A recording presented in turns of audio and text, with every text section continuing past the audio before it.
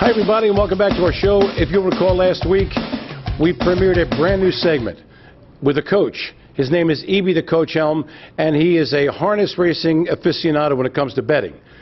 Well, if you just roll out last week, of course. No, I'm just kidding. Actually, he didn't have a real good week, but he has promised to come back and get you people right and get your bankrolls fat again. So here's E.B. the Coach Helm. Hi, E.B.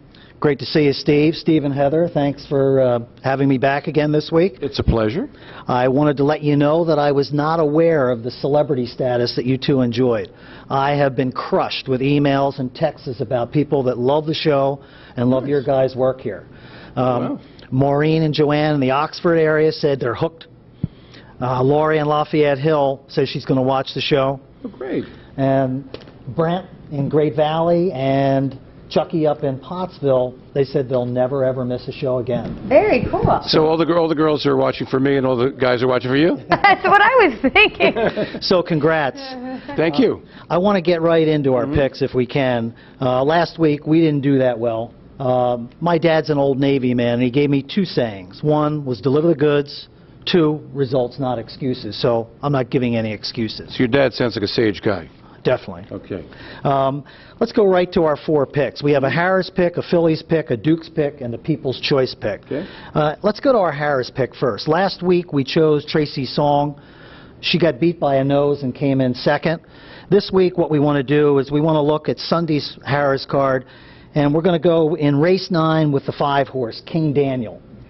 And we'd like to come back in race 13 as well with the 4-horse, Prince of Luck. So we have a little royalty working for our Harrah's picks. How much do you like these beasts? I like them a lot. Okay, good. Okay, I'm going to give you my best out of these 4 once we move forward. Okay. The second pick is the Phillies pick. Last week we went to the Dexter Cup and watched Keystone Activator break after setting a world record the week before. And 3 others broke too.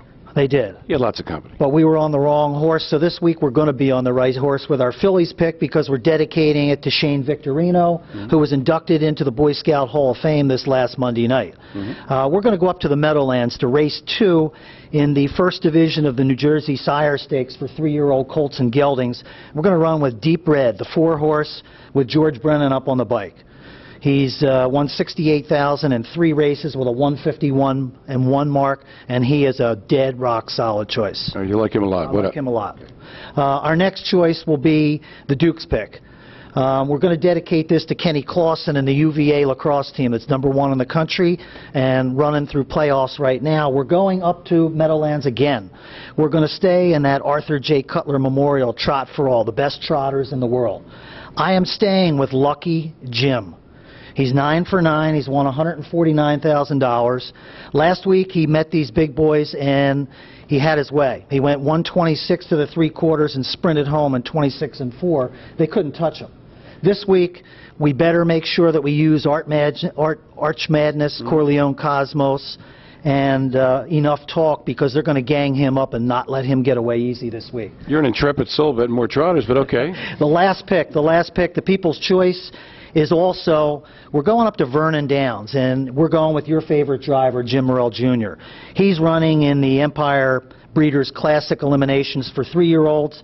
We're going to the 3rd division, the race 6, the #2, Honorable Daughter. That is our best pick out of the picks that we've given this week. Excellent. Coach E.B., thank you. Thank you very much. Okay, it's time for my favorite segment of the show, ladies and gentlemen, present company excluded, of course. It's time for our blast from the past. Let us go back 40 years to 1969 and see the Colonial Trot at old, revered Liberty Bell Park. Enjoy. One of the most colorful of harness racing's newer big stake races is the $100,000 Colonial at beautiful Liberty Bell Park in Philadelphia.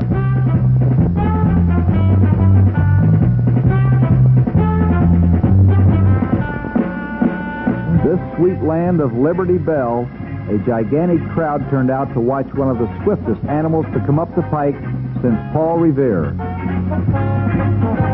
A Ross Van Trotting, driving out on the inside, Lindy's Pride, Crane Hanover from the outside, and the Prophet between horses. Crane Hanover. Again, it was Lindy's Pride and Beisinger, very content with the 3 and 4 hole, knowing full well what they could do when the strategic time came to do it.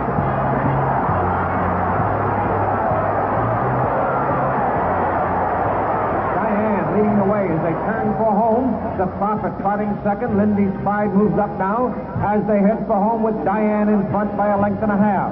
It is Diane, the Prophet, and here comes Lindy's Pride on the outside. Lindy's Pride thunders up, now takes the lead. The Prophet moving right with him, and Diane down along the rail. Lindy's Pride draws out in the stretch. The Prophet coming on with him now second. Diane third on the inside. Lindy's Pride, the Prophet, and Diane at the Colonial.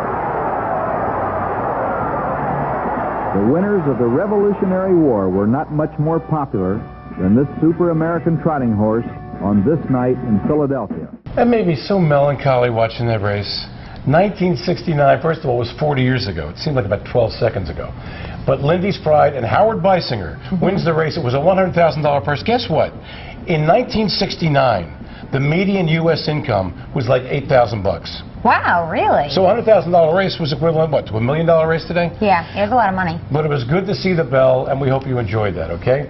Let's go to Harris Chester on Monday in race 9, and with that is you, darling. Yeah, more fillies and mares. All right. And here, Sail Away is your race favorite. Then we've also got Irene on the move. She was really knocking at the door last week, so let's see how she does in here. And Still Electric has Kevin Lear on the bike. Now, Kevin trains a lot of great horses. We don't usually see him drive, so he's taking the reins in here. Is this going to be harness racing when you do it as opposed to harness racing? It's harness racing? Harness racing? Why, did I say something wrong? No, H-E-R, her, as in...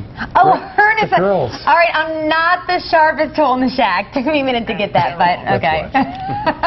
Cruisin' 411 is best away from the center of the track, joined immediately by Still Electric, and Irene on the move is forwardly placed as they enter the first turn. Still Electric was driven up the inside, and she sticks a neck in front from Cruisin' 411. Irene on the move is a close-up third. Then comes Northern Leanne, a separation of 3 to the trailing trio of Sail Away, Lady Mock, and Knight's Creation.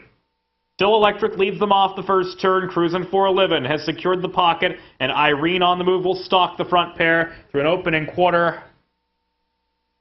It was a bit quicker than 32-1. I'd say about 27-4 thereabouts.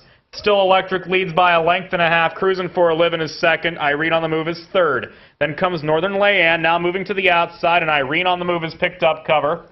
Sail Away is third over, moving into the bridge turn, and 5 from the front. Knight's Creation is saving ground inside of new trailer Lady Mock. They're covered by 7 lengths, and Still Electric is under pressure from Irene on the move. The half was 57-2.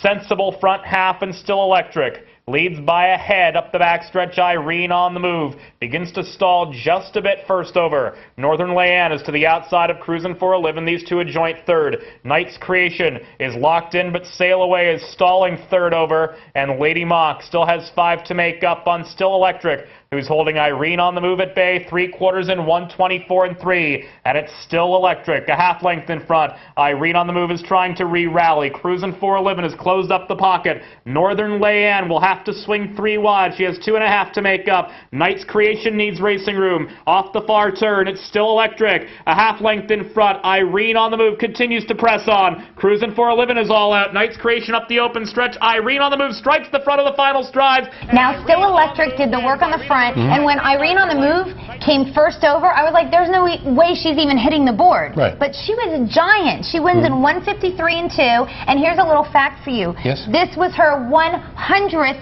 career start. Wow. So good for Irene. She paid $35.40 to win.